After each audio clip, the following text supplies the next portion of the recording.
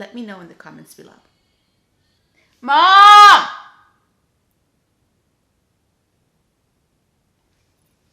What was that?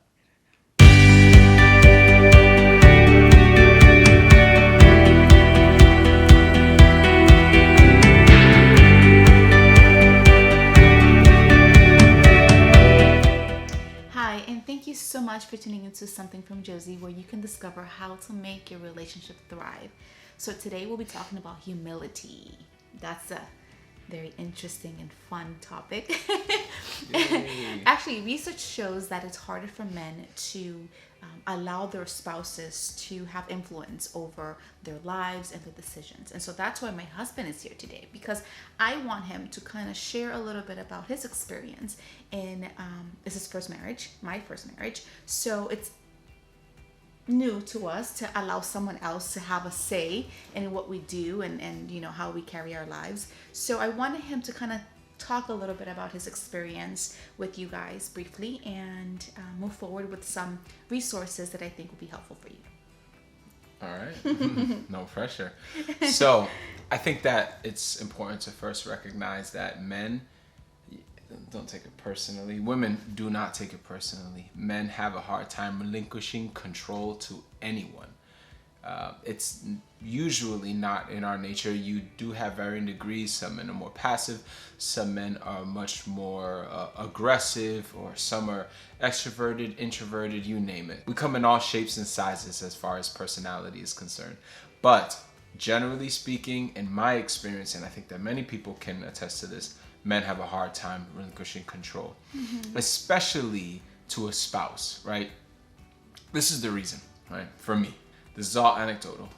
I personally have a very difficult time, or had a very difficult time, relinquishing control to my wife because she had so much power. I mean, think about it. If I didn't cooperate with her, then there was no cuddles. No cuddles means no oxytocin being released. All those good feel-good hormones released as a result of those wonderful kisses and hugs. Yeah. No sex. I don't even think I need to expound upon that one. All of these things can still be given to me, but are less likely to be given when there's so much friction in the relationship as a result of pride. So one of the things that helped me deal with that, one of the things that helped me give in more, humble myself, cooperate more often, was trust. I learned to trust my wife. I learned to trust what she said. I learned to pay attention to how often she was right.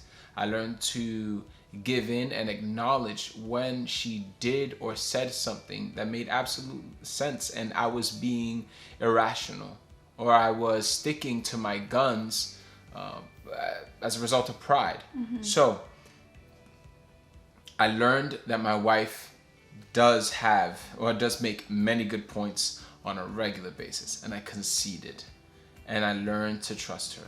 So I think trust is definitely a big factor, because you have to trust the motivation behind the suggestion or the direction that you want the relationship to go, or your partner to choose, or whatever. It's the trust that the motivation is pure, and that your desire is to see the relationship thrive. So yeah, absolutely. okay, thank you so much for sharing.